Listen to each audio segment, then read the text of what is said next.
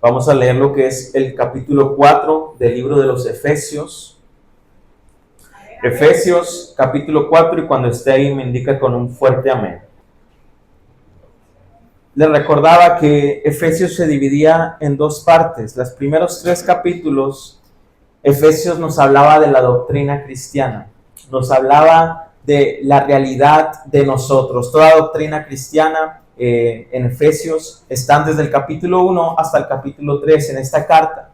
Algo interesante es que en esos capítulos se nos hablaba, como les digo, pura doctrina cristiana, cómo fuimos salvados, la realidad de que fuimos predestinados, que el Espíritu Santo de Dios está sobre nosotros, que fuimos salvados por la sangre de Cristo y ahora somos coherederos. Esa es la esperanza de nosotros.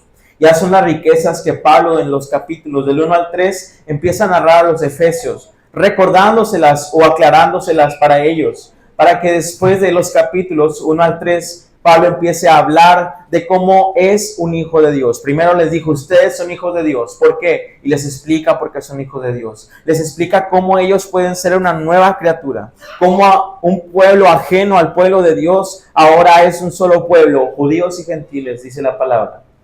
Entonces Pablo, después de explicarles que ellos habían sido salvados por mera gracia, por Cristo, después les dice, bueno, ahora que son hijos de Dios, capítulo 4 en adelante, deben andar como hijos de Dios.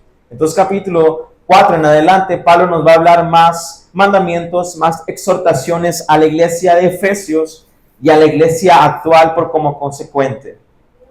Entonces, hermanos, entender todo esto, entender toda la doctrina cristiana, y por eso era fundamental que todos aprendamos esto, el que somos salvados por gracia y hasta qué punto en nuestra condición humana de pecador Cristo nos amó eternamente.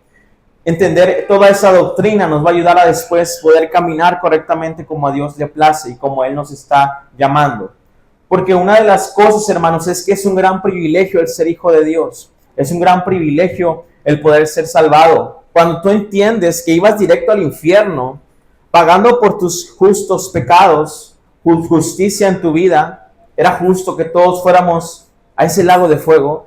Dice la historia que Dios mandó a su Hijo a morir por esos pecados. Entonces, es un gran privilegio el que podamos decir, hoy soy hijo de Dios.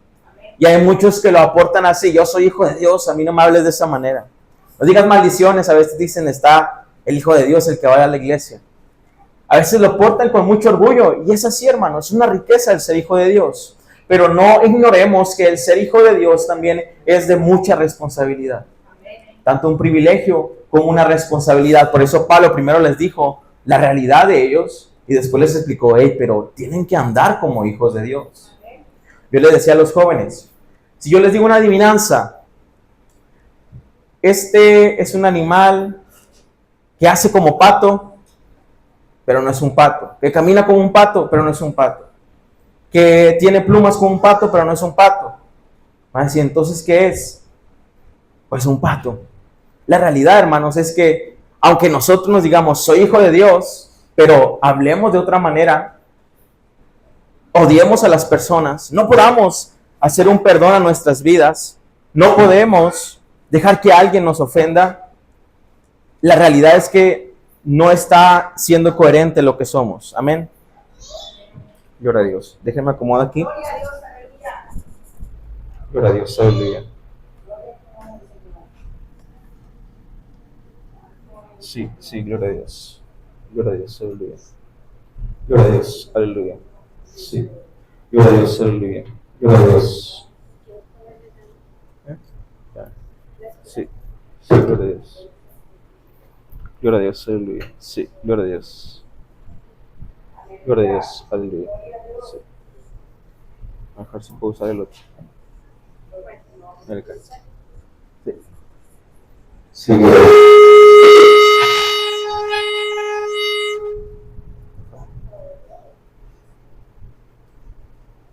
¿Esa? ¿Ya la puesto?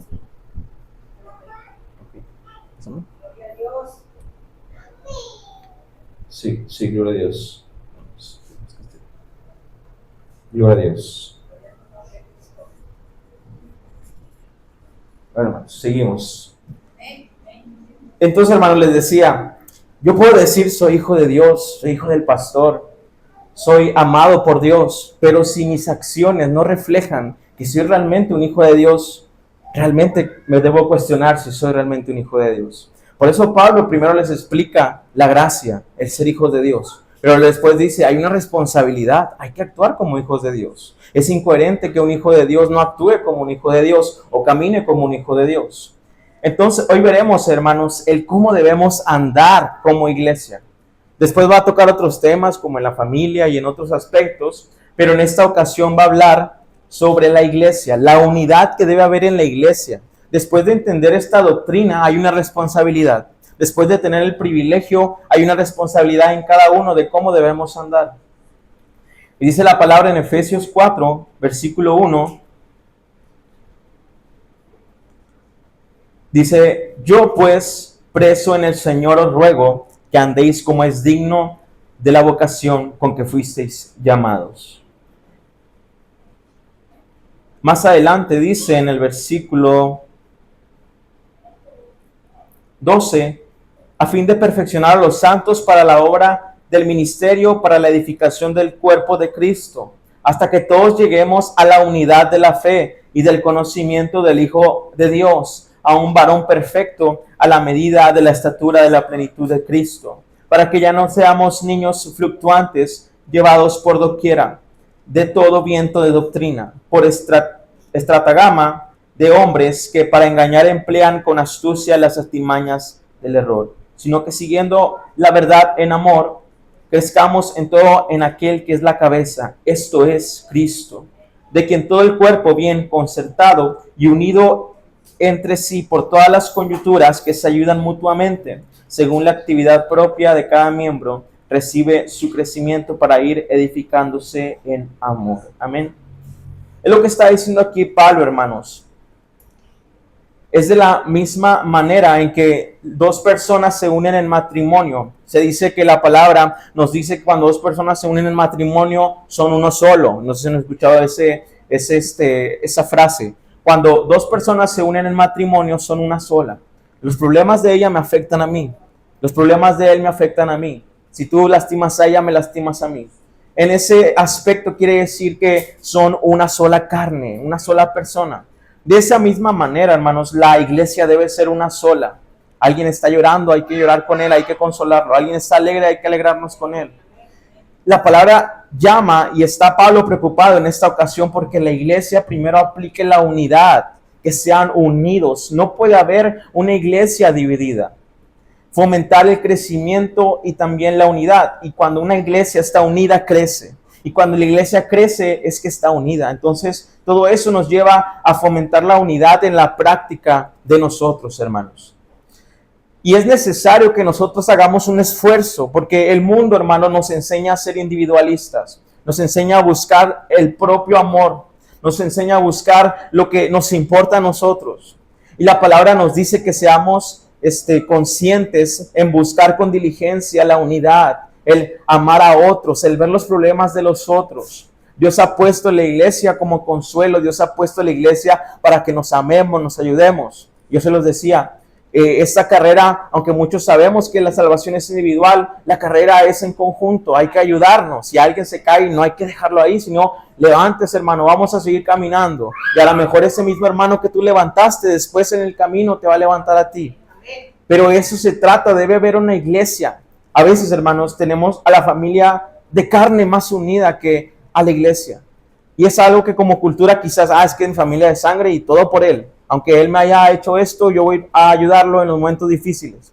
Y claramente Dios nos ha bendecido de esa manera, pero ha bendecido todavía más con una iglesia, con una familia en Cristo, hermanos, que sí conoce el amor, hermanos. Todos sabemos, hermanos, que hay muchas dificultades cuando hay familia en la carne. A veces creemos que la familia es muy unida, pero pasa un problema y toda se divide. La iglesia no debe ser así, hermano, porque ¿dónde se va a refugiar el pueblo de Dios? La iglesia debe ser a tomar en cuenta más que la familia de sangre. Y no despreciando la familia de sangre, sino diciendo aquí hay un lugar en el que voy a ser recibido, amado a pesar de los problemas, a pesar de las divisiones. No va a haber otro interés más que el que esté al lado de mí esté bien. Ese debe ser el interés real de una familia en Cristo, de un pueblo mismo. Y es lo que Pablo quiere fomentar, que la iglesia sea unida, que el amor que ya han entendido en los primeros capítulos, ahora lo envíen a otros, desborde a otros, hermanos. Y lo primero que dice Pablo es que andéis, les ruego, esto es de suma importancia, les ruego como es digno, que andéis como es digno de la vocación con que fuisteis llamados. Esto no es un consejo o un tip, es para lo que fueron llamados como iglesia. ¿Para qué Dios ha construido este lugar? ¿Para qué ha puesto una iglesia universal en el mundo? ¿Para qué ha puesto una iglesia en cada estado?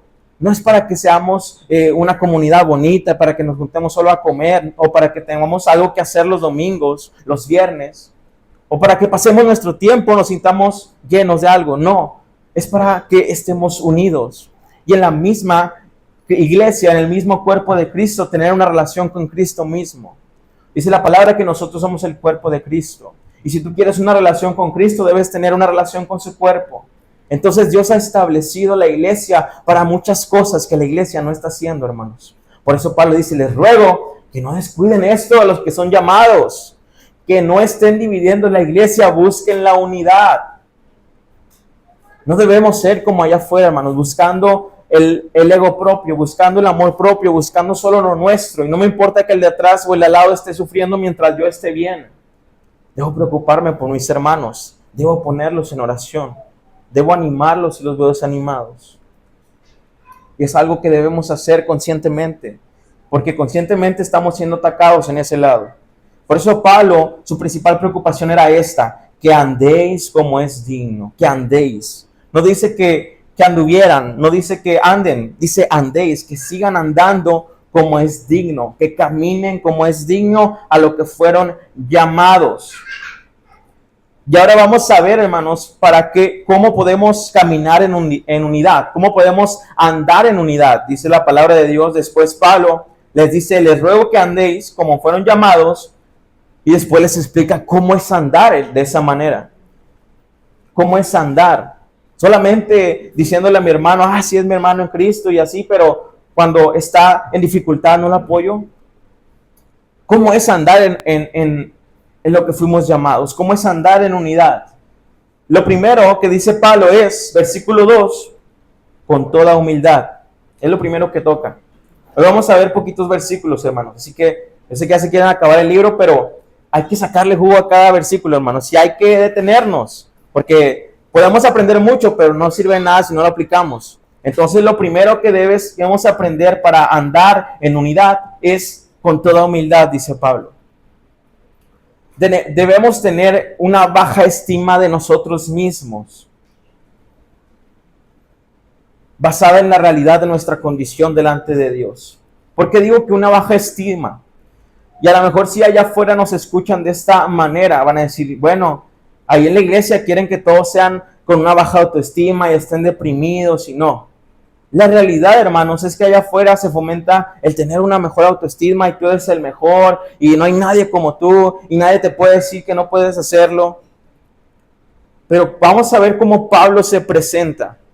Capítulo número 3, quiero que vaya conmigo, versículo 8. Dice Pablo que anden en humildad. Para andar en unidad hay que andar en humildad. Y Pablo, que nosotros conocemos y es un cristiano digno de seguir, que tanto él decía, imítenme a mí porque yo imito a Cristo. Él predicaba y muchos nos admiramos de Pablo, de cómo Pablo, a pesar de todas las dificultades, él seguía y a pesar de tanto dolor en su vida, él decía, gócense. Ese grande Pablo se presenta de esta manera. Dice el versículo 8 del capítulo 3 de Efesios, a mí, que soy menos que el más pequeño de todos los santos. De esa manera se presenta Pablo. Pablo no se presenta como el más grande, sino el más pequeño, el menos que el más pequeño. Ni siquiera es el más pequeño, sino menos que el más pequeño. En otras ocasiones se presenta, yo solo soy un pecador y soy el peor de todos. En otras ocasiones se presenta, yo soy un esclavo simplemente de Cristo. Y podemos decir, es que Pablo estaba deprimido y así se vivía escribiendo. La realidad no es esa, hermanos, sino que Pablo sabía cuál era su condición. Pablo sabía, hermanos, que todo lo que él había logrado era gracias a Dios. Y que si no fuera por Dios, él no estaría haciendo lo que estaba haciendo. Por eso él dice, yo soy el más pequeño, yo soy menos que el más pequeño de todos los santos. Y Pablo pudo haber dicho, no, sí, cierto, yo soy el más grande, Dios va conmigo, me ayuda y por algo me escogió. No, yo soy el más pequeño de todos los santos. Estoy consciente de mi pequeñez. Estoy consciente de que soy débil. Estoy consciente de que me puedo equivocar muy fácilmente. Entonces, hermanos, el andar en humildad no es más que otra cosa que mirar hacia adentro y poder ver tu realidad. Poder ver que si hoy estás respirando es gracias a Dios. Que si tu corazón da un latido más, cada latido es por gracia de Dios. Aún de los que no creen en Él, es por gracia de Dios. Si hoy estoy aquí es por su gracia. Y eso me permite ser humilde. El reconocer mi pequeñez y mirarme a un espejo y decir, ¿sabes qué? No puedo gloriarme porque no veo nada en ese espejo de qué gloriarme. Y aunque afuera se alimente con todo lo contrario, tú eres una persona fantástica, eres el mejor, eres muy buena gente. La realidad es que hemos estado estudiando y aprendiendo que el humano por esencia es malo. El humano por esencia viene destruido. El humano por esencia es malo, tiene maldad dentro de él. Y la palabra lo escribe como muerto en sus delitos y pecados, hijos de ira. Esa es la condición cuando volteas a verte sin Cristo.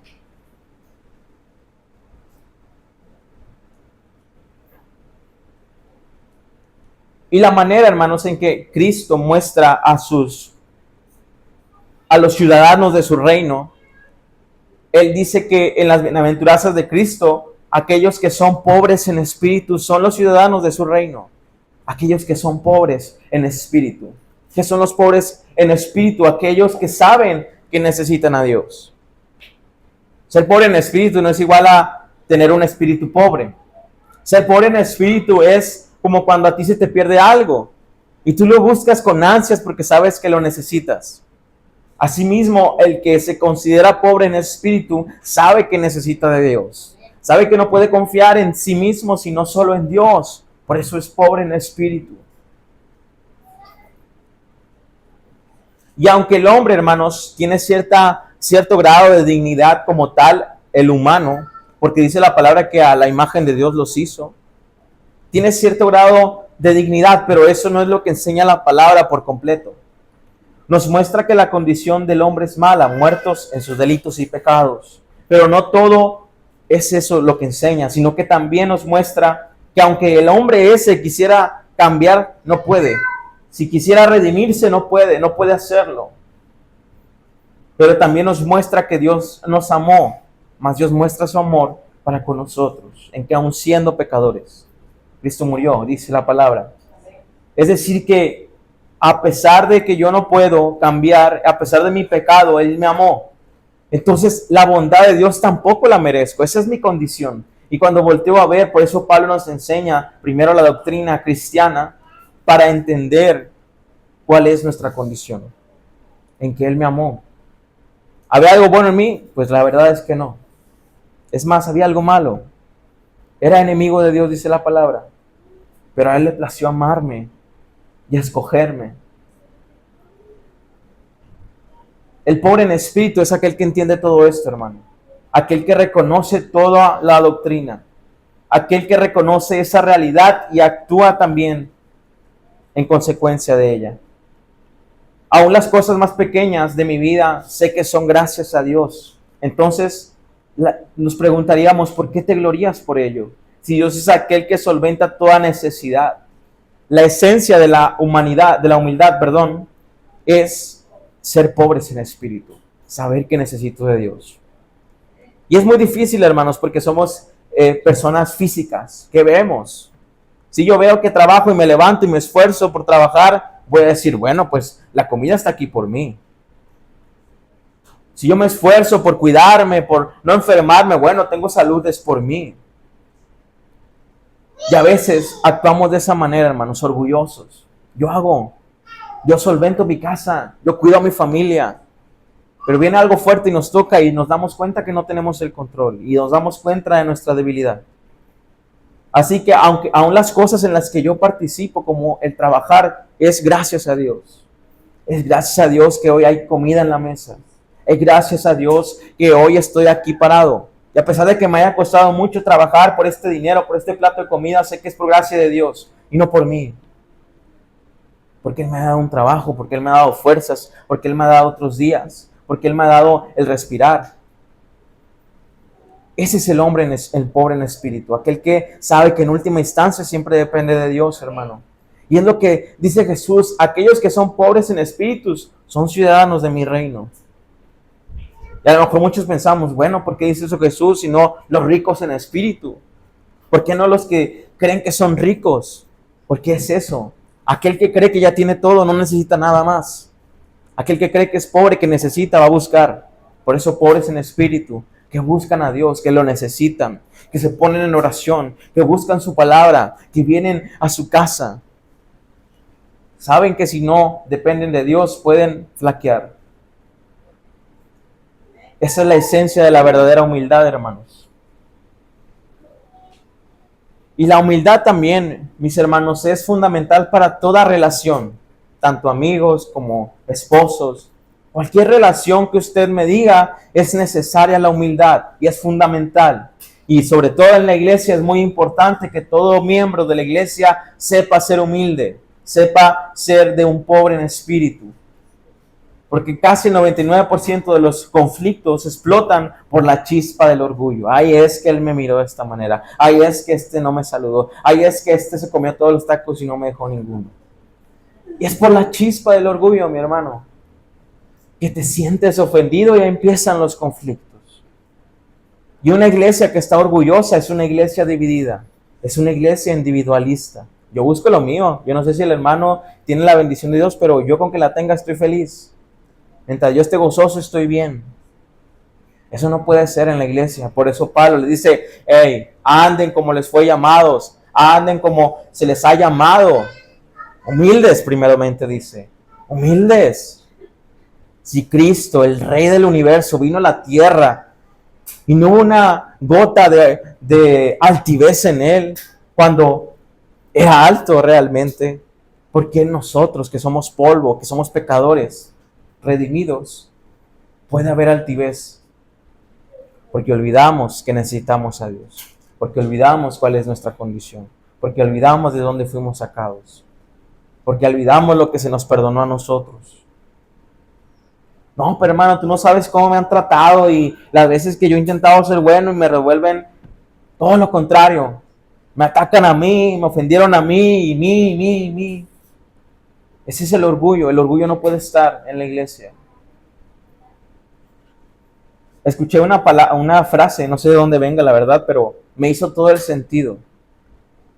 Dice, no hagas el bien si no estás dispuesto a soportar la ingratitud. Y es muy cierto, hermanos. A veces las personas en el mundo, era por un video que alguien había hecho algo, y no sé si esa persona como que no quiso la ayuda o simplemente no la valoró. De hecho, no sé si han visto a un arquitecto que anda haciendo casas. Bueno, hizo una casa a un señor y se la hizo pues muy bonita, ¿no? Su casa. Era una persona de recursos bajos y era una persona grande. Entonces el arquitecto le dice, no, mira, ya le hicimos su casa y le limpiaron todo y muy bonita que quedó.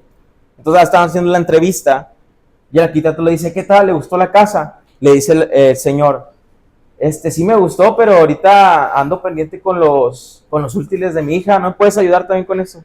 Entonces los comentarios ya sabrán cómo están, ese señor no valoró nada, mejor quítensela y no sé qué. Y el arquitecto pues nada, dijo como, bueno, pues ya queda, pues ya se la hice, ya ni modo que se la quite. La realidad es esta, hermanos, si no estamos dispuestos a soportar la ingratitud, no hay necesidad de hacer el bien entonces. Muchas veces vamos a ser maltratados. Es imposible que usted no pase en este mundo sin ser ofendido, sin que alguien le haga una cara, sin que alguien no valore lo que usted hizo con mucho esfuerzo quizás. Hablarán mal de nosotros, pero en el momento en que nos empecemos a encender y que esa llama empiece a crecer de esa ira de que No, se pasaron, yo hice lo bueno y me ofendieron de esta manera. En ese momento que se esté prendiendo esa llama, usted piensa en la razón por la que el Hijo de Dios tuvo que ser colgado en la cruz. Piensa en la razón por la que Cristo tuvo que morir y de esa manera que murió. Piensa en la razón por la que Él sufrió y vas a encontrarte con que tú actuaste de peor manera contra Jesús. Vas a encontrarte con que tú ofendiste más a Dios. Vas a encontrarte con que a ti te perdonaron mucho más de lo que te han ofendido.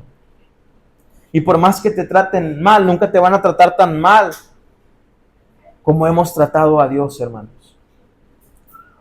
Porque ofendernos entre humanos es una cosa, pero ofender al Creador, al Rey del Universo, al que es justo, al que es santo, es un problema muy grave que se paga con la muerte, dice la palabra. Entonces, cuando yo pienso y recuerdo lo que a mí se me fue perdonado, es fácil yo poder ser alguien humilde. Es fácil poder ser un hombre, una mujer humilde, pobre en espíritu, que no va por la vida reclamando a toda persona y esperando a que alguien me haga una cara para yo devolverle otra más fea. No. Es alguien que puede decir, ¿sabes qué? Te perdono.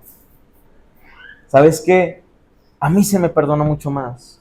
¿Sabes qué? Yo merecía algo mucho más feo que es el infierno. Una cara fea no es nada. Y se me fue perdonada.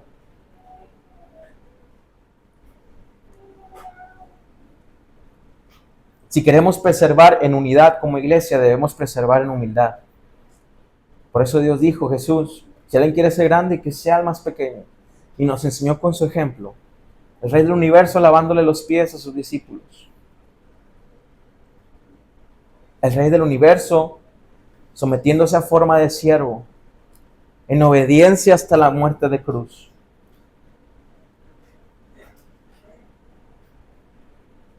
Preservar nuestra humildad, y la humildad no es nada más que mirar a nosotros, que mirar nuestra condición.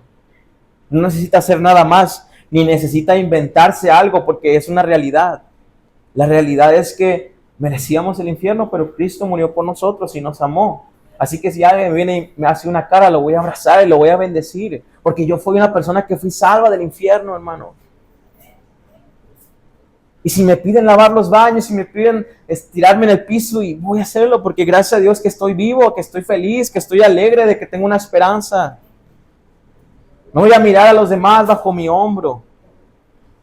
No me voy a sentir más que otros, porque claramente sé mi condición y la conozco.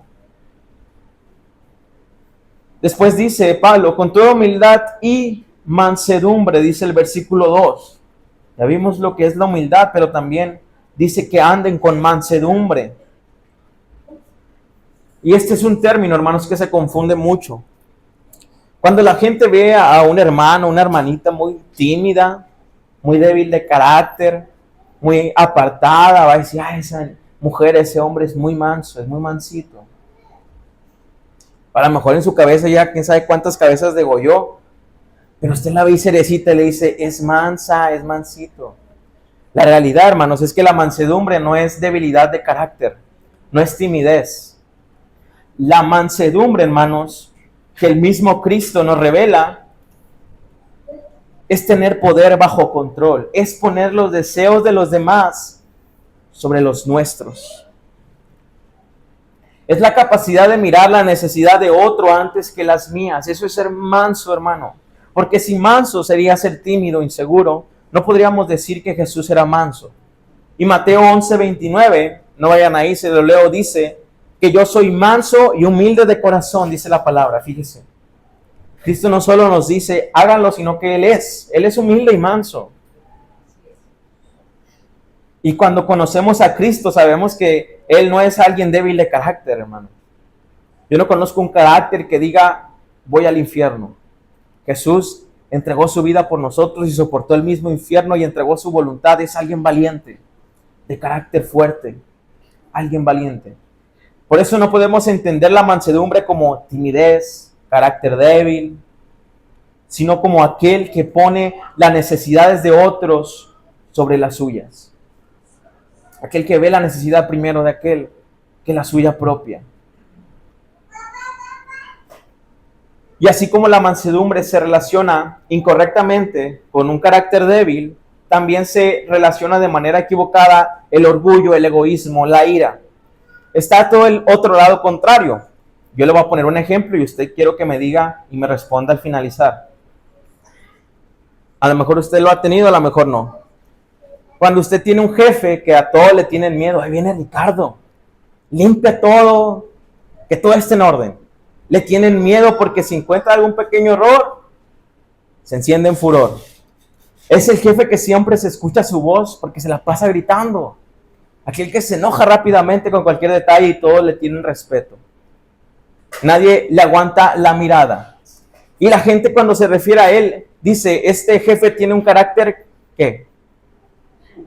Un carácter, si el otro es débil, ¿este qué es? Fuerte. Así se dicen las personas, ¿no? Tiene un carácter fuertísimo esa persona, no le hables, ni le digas cualquier cosita porque se enciende. Tiene un carácter muy fuerte. La realidad, hermanos, es que es todo lo contrario. Tiene un carácter débil. Un carácter débil que se deja manosear y se deja inundar por las circunstancias. Como un trapo viejo se deja usar por las circunstancias. ¿Por qué no está ese trabajo? Y se enciende totalmente. No tiene un carácter fuerte porque no se puede controlar sus emociones. Y cualquier chispa lo enciende.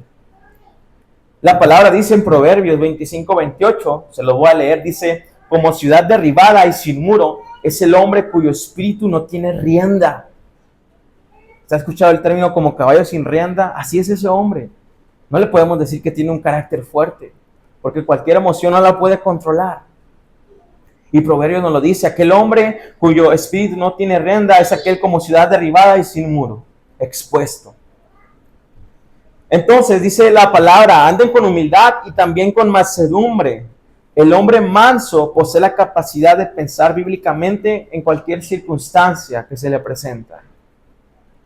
Si hay una necesidad, yo tengo una, no veo primero mi necesidad, sino veo la del otro.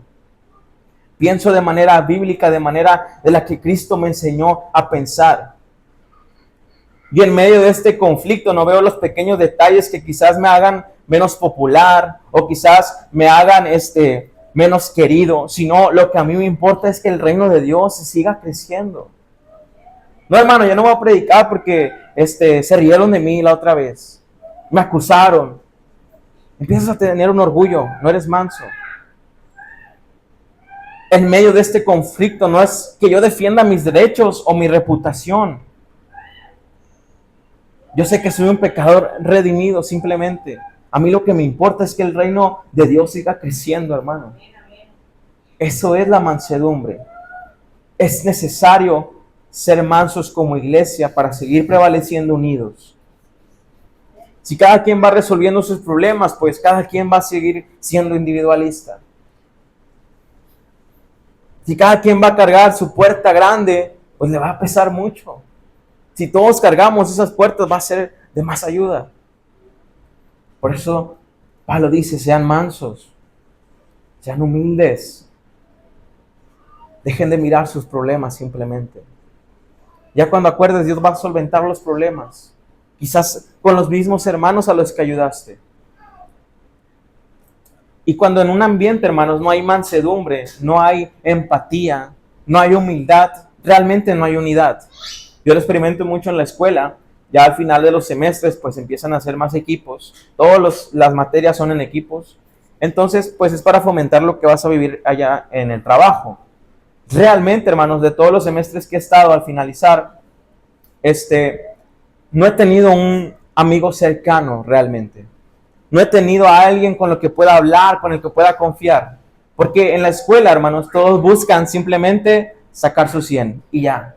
No les importa si te enfermaste, no les importa si tuviste un accidente. Hace poco tuve una compañera que se quebró la clavícula. Y le puso al maestro también. Maestro, me quebró la clavícula, me puedo meter en línea. No puedo ir. Y el profe le dijo, espero que todo esté bien, nada más así. O sea, no le respondió a su petición de que entrara a la clase en línea. Entonces, en ese ambiente universitario hay mucho ego, mucho orgullo, muy poca mansedumbre. muy poco, no me importan tus problemas, a mí me importa lo mío. Si tú no trabajas, no me importa lo que te pasó, tú no vas a estar en el trabajo. Entonces es una razón de las que yo pensaba, bueno, es por eso que no ha habido una unidad en la que yo pueda tener más amigos o conocer más gente con la que la pueda relacionar íntimamente quizás. No hay una relación de amistad porque no hay mansedumbre, porque no hay empatía, porque no hay amor a los demás. Solo mi ego, solo mi 100 y ya se acabó el semestre, ahí te ves, ya no te hablo. Entonces, si en un ambiente no se trabaja la empatía, la mansedumbre, la humildad, no va a haber unidad. No va a prevalecer la unidad.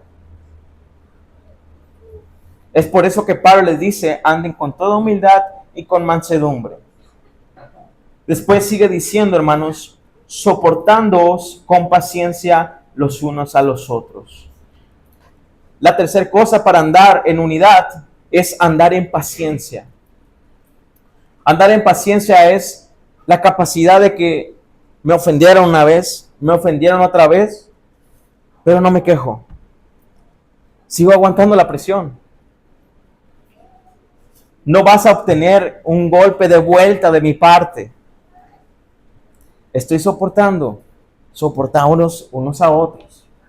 Y Pablo sabía, hermanos, que iba a costar, por eso dice, soportándonos. Si no hay presión, no hay necesidad de soportarnos, pero hay presión, hay división, hay diferentes ideas, pero hay que soportarnos. Hay deslices, pequeños deslices, pero hay que soportarnos unos a otros con paciencia. No, es que hermano, ya van 3, hermano, 3, ya las conté. Con paciencia, soportándonos. Amén. Y es soportándonos sin la necesidad de que la otra persona sufra. Sin la necesidad de, bueno, ya estamos a mano, ahora sí, todo bien, a seguir. No, no es querer que la otra persona se ofenda, que la otra persona le devuelva el mismo golpe, no pasa nada. Estamos soportándonos en paciencia. Amén. Dice, vamos a ir ahí a Romanos ya casi para terminar, mis hermanos. Romanos capítulo 12.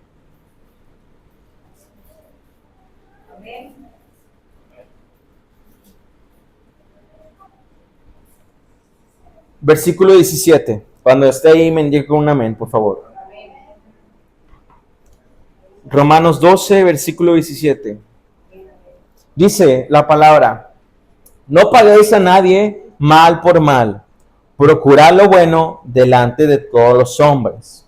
Si es posible, en cuanto dependa de vosotros, estad en paz con todos los hombres. No os venguéis vosotros mismos, amados míos, sino dejad lugar a la ira de Dios. Porque escrito está, mía es la venganza, yo pagaré, dice el Señor. Así que, si tu enemigo tuviere hambre, le dice, ándele, no, dale de comer. Si tuviere sed, dale de beber, pues haciendo esto, ascuas de fuego amontonarás sobre su cabeza. No seas vencido de lo malo, sino vence con el bien el mal. Amén. Es muy claro, hermanos, como nos dice aquí. A veces nosotros queremos tomar el lugar de juez y, no, que sufra por lo que yo sufrí. No, déjaselo a Dios. Dios es el único juez. Y ora por ese hermano. Ora por él. Ora por tus enemigos. Ama a tus enemigos, dice Jesús. Ora por ellos. Señor, ten misericordia de él, como Jesús lo hizo. Señor, perdónalos porque no saben lo que hacen. Amén. La palabra nos enseña cómo debemos andar, soportándonos en paz, pagando el bien al mal, con bien el mal. Y sigue diciendo, la última cosa para andar en amor, Efesios, vamos a volver ahí.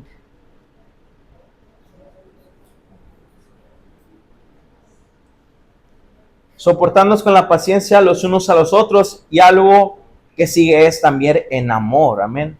En amor, andar en amor.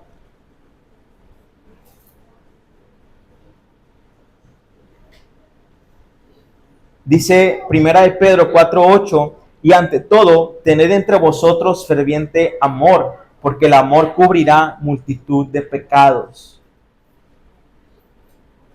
El amor, dice, cubre todas las faltas, todos los pecados. anden en ferviente amor. Y ese amor del que Pablo habla es un amor que se da a pesar de que cueste. Es un amor que se da no buscando algo recíproco, sino como un amor sacrificial como el que Cristo nos ha enseñado. Un amor que está dispuesto a dar sin esperar algo a cambio. Es por eso que la locura que dice Jesús de amar a los enemigos, para ellos son locura, pero en base a lo que Él nos ha enseñado y nos ha mostrado, es por eso que podemos amar a los demás. Porque para el mundo amar es a los que me aman a mí. Amar es algo recíproco. Pero Jesús nos enseñó que siendo pecadores, Él nos amó. No había reciprocidad ahí. No había algo de los dos. Era de Jesús, fue de Jesús. Entonces es el amor que nos enseña dar sin esperar, a pesar de que cueste. Porque el amor, dice Pedro, cubrirá todas las faltas y todos los pecados.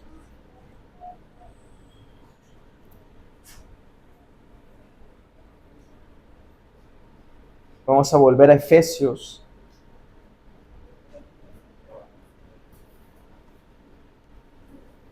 Y sigue diciendo, solícitos en guardar la unidad del Espíritu en el vínculo de la paz, un cuerpo y un espíritu, como fuisteis también llamados en una misma esperanza de vuestra vocación.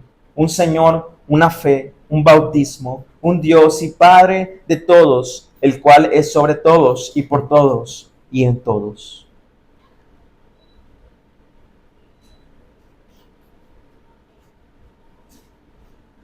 Es importante, hermanos, que seamos diligentes. Solícitos tienen la idea de ser diligentes, poniendo todo nuestro esfuerzo y nuestro empeño en guardar la unidad, como dice el versículo 3. Diligentes en guardar la unidad, diligentes en ser humildes, diligentes en amar, diligentes en soportarnos en paciencia, en humildad, en mansedumbre. Debemos ser proactivos para hacerlo, porque la realidad, hermanos, es que hay ataques del enemigo que quieren dividir la iglesia.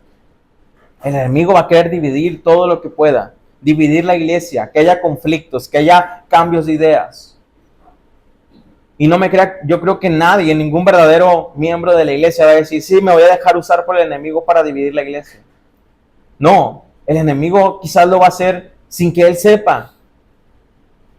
¿Y cómo lo hace? Aquellos que no están buscando en amor, en humildad, en mansedumbre, tratar a la iglesia. Aunque ellos no estén conscientes de que el enemigo está trabajando, a veces los usa para sembrar las semillas de división en la iglesia. Cuando ese miembro va quejándose de otros miembros y habla mal a la espalda de otros y juzga a las personas, cuando no tiene un espíritu de perdonador, está sembrando una división en la iglesia. Si algo de lo que hablamos, si lo decimos enfrente de la persona que no está, le va a ofender, no es bueno decirlo. Si yo estoy hablando con otro hermano y digo algo que si no lo puedo decir enfrente del hermano, no hay que decirlo. No puedo dejar que el enemigo siembre división en la iglesia, hermano. No puedo tener un espíritu de esta manera, sino que debemos todos buscar la mansedumbre, la humildad, el amor, la paciencia. Porque no somos instrumentos de Satanás. Pero esa es la manera en que él obra, en que él usa a esos pequeños detalles que a veces digo, no, pues no pasa nada si hablo mal de este hermano. Y ahí siembra división, una semilla de división. El otro hermano va a ver que es algo normal hablar mal a las espaldas de los hermanos, entonces pues todos podemos hablar mal de todos. Ese no es el espíritu que quiere Dios que tengamos en nosotros, sino un espíritu de unidad, dice, guardar la unidad en el espíritu. Debemos buscar tener un espíritu humilde, tener un corazón manso ante cualquier circunstancia. Empeño en preservar la unidad, aunque haya diferentes opiniones de muchas cosas. Mientras lo fundamental no se mueva, hermanos, no hay razón para pelear, no hay razón para tener enojo o conflictos. No, hermano, es que esa pared debe ser blanca porque el blanco significa pureza y usted nunca me escucha. O sea, a veces peleamos por cosas insignificantes, conflictos, divisiones por cosas insignificantes. Mientras lo fundamental no se mueva, mientras Cristo siga siendo la cabeza de la iglesia, y la doctrina de Cristo sea la de nosotros, no hay razón para pelearnos o para tener conflictos o divisiones. Como Pablo les dice, fomenten la unidad, guarden la unidad en el Espíritu. Amén, hermanos. No lo estoy regañando ni estoy acusando a nadie, pero es Pablo hablando aquí, ¿verdad? Pero que Dios nos está enseñando, hermanos, a que debemos cuidar eso, hermanos. Porque sí es muy cierto. A veces tenemos cosas que vienen de afuera y que se nos hacen normal, pero aquí no debe estar eso, hermano. ¿Por qué? Porque no estamos formando una unidad. Porque esas pequeñas semillas que parecen insignificantes al rato crecen y hay más conflictos más grandes. Hay que guardar esa unidad. El versículo 4 dice, un cuerpo y un espíritu como fuisteis también llamados en una misma esperanza de vuestra vocación. Un Señor, una fe, un bautismo, un Dios Padre, un Dios y Padre de todos. Pero así para finalizar, nosotros tenemos muchos aspectos iguales quizás a nuestra familia de carne, ¿no? A lo mejor en esa familia todos son morenitos, todos son blancos, algunos son rubios, ojos verdes, chaparros, altos. Y tenemos muchas similitudes con nuestra familia de carne. Entonces, pues obviamente en la iglesia hay muchas diferencias en todos los aspectos físicos, internos, de carácter. Pero a pesar de que hay muchas diferencias y todos venimos de diferentes lugares, mis hermanos, y de diferentes madres, la realidad es que las cosas que nos unen son más y más fuertes.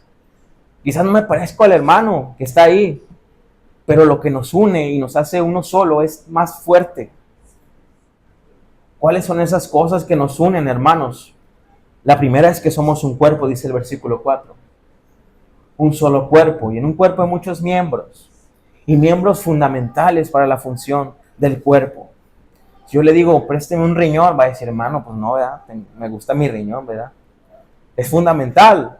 Le pido un dedo del pie, aún el dedo del pie le sirve, ¿verdad? Entonces, todo es fundamental. Todos somos parte del cuerpo, y como todos somos parte del cuerpo, es lo que nos une. Amén. Hay más cosas que nos unen más fuertes. También dice, un cuerpo y un espíritu. Amén. El mismo espíritu que levanta a mi hermano para la iglesia es el mismo espíritu que me consuela en mi dolor. El mismo espíritu que ayuda a la hermana a darle sabiduría es el mismo espíritu que me discierne para mi pecado. Un mismo espíritu tenemos todos. Y esa verdad es más grande que cualquier diferencia que podamos tener.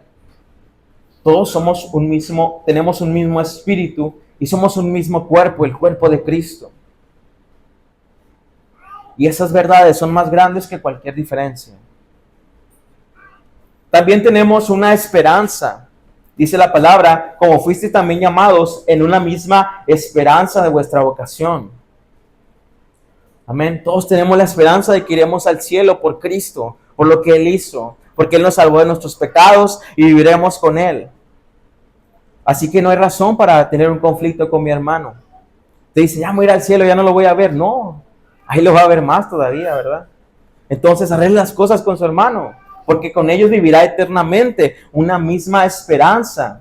Después dice, un Señor, una fe, un bautismo. Todos somos hijos del mismo Señor, somos siervos del mismo Señor. Todos le servimos a Cristo.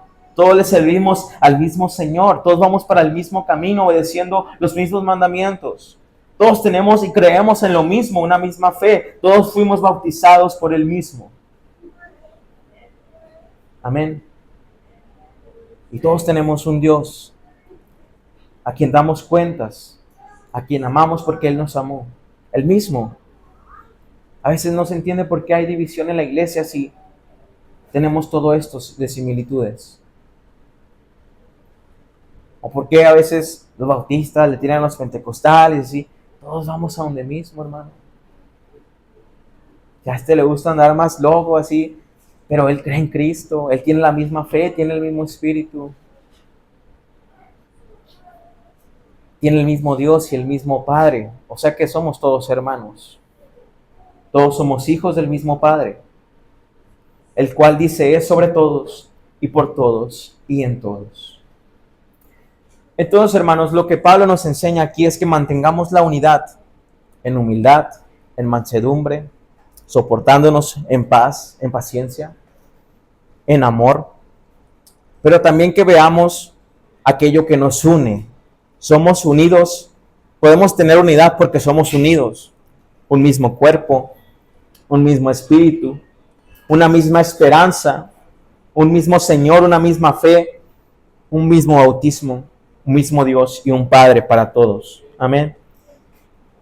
Eso es lo que se busca con la iglesia, hermanos, una unidad del cuerpo de Cristo, que la gente venga y se sienta amada, que se sienta consolada, que se sienta apoyada, que se sienta cómoda, pero no en un aspecto de humanidad, sino un aspecto de que sabe que ahora ha encontrado la verdad. Entonces, hermanos, vamos a orar en esta noche agradeciendo al Señor que nos ha recordado estos versículos, que nos ha llamado a andar de esta manera. Agradecerle al Señor por este día y por el tiempo que nos presta. Señor Padre, te damos gracias en esta noche, Señor. Gracias por estar con nosotros otro día más. Gracias por cuidarnos, Señor. Hoy reconocemos, Señor, que a pesar, Señor, de lo pequeño que somos, Señor, tú nos has amado, Padre. No hay nada bueno, Señor, en mí, sino solo lo que tú has puesto, Señor. Todo lo bueno que ha salido, Señor, es gracias a ti, Padre. Yo te pido por esta palabra, Señor, que has hablado de la iglesia, que no descuiden la unidad, Padre. Y si he descuidado mi unidad con mis hermanos, perdóname, Señor. Le pido perdón a mis hermanos, perdónenme. Ayúdame a hacer tu voluntad, Señor. Ayúdame, Padre Santo, a recordar la enorme gracia, Señor, a consolarme en tus brazos y en los brazos de tu cuerpo, Padre, que es tu iglesia. Ante los momentos difíciles, poder consolarme con aquellos que son tus hijos, aquellos que has prestado, Señor, para tener un consuelo directo en mí, Señor. Permítenos ser una iglesia, Señor, que muestre tu amor. Una iglesia, Señor, como seremos allá en el cielo, santos y sin mancha.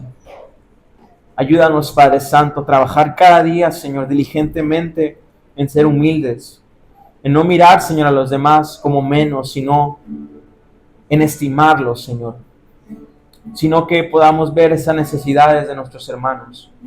Es difícil, Señor, ya que cuando nuestra carne, Padre Santo, es tan difícil, Padre, porque somos egoístas y orgullosos por naturaleza. Pero cuando no podamos ver el perdón para otros, o el amor para otros, o la paciencia, o la humildad, o la mansedumbre, recuérdanos de dónde nos has salvado, Señor. Recuerda lo que has amado, Señor, lo que te ha costado a ti, Señor. Recuérdanos, Padre Santo, lo que éramos y lo que hoy somos gracias a ti. Y un alma que ha sido salvada del infierno no se quejará jamás.